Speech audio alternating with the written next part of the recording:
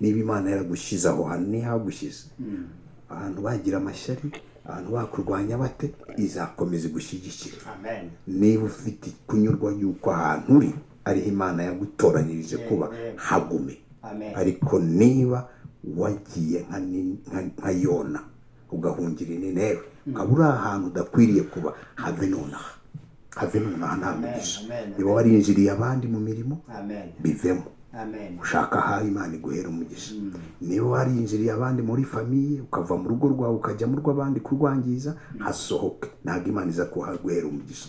shaka ahantu Imana iguhera umugisha ari igutegetse kujya. Isaka arakomeza aravuga ati nzabana n'Uwiteka.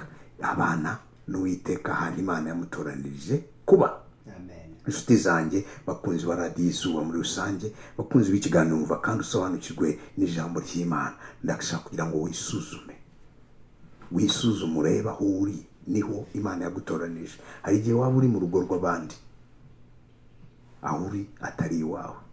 Imana yavuze ngo icyo Imana yateranije hamwe ntazagira umuntu ugitandukanya. hari abateranijwe n'abantu, hari abateranijwe n'imitungo, hari abateranijwe n'amoko, bakaba ari bo bihuriyeho ariko batarateranijwe n'Imana. ariko se n'Imana yaguhuje n'uwo uri kumwe nawe, n'Imana yaguhuje n'ibyo ukora, cyangwa hari icyatumye ubijyamo? hari igihe waba warahiritse abandi ukajya muri ibyo bintu. ntabwo Imana izaguhera umugisha aho hantu. biragusaba kwihana, ugashaka ahantu hawe Imana yagutoranirije kujya, ikahaguhera umugisha.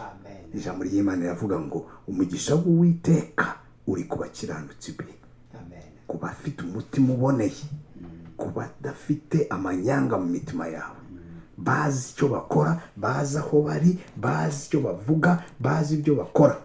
ntiwinjirane n'abandi, ntiwinjirire abandi. guma ahantu Imana yaguhamagariye kuguma. inshuti yanjye, ni ahantu Imana yaguhamagariye kuguma, niho izaguhera umugisha. Samweli Imana imuha umugisha, Yona Imana imuteza nyangome. n'abo bantu babiri guhayeho urugero. Samweli Imana yamuha umugisha kuko yagiye ahantu Imana yamutoranije kujya. Yona Imana imumiza nyangome, urufi ruramumira kubera ko yahunze ahantu Imana yamutumye kujya. ngiye gusengana nawe, ikabanza muri ako karirimbo.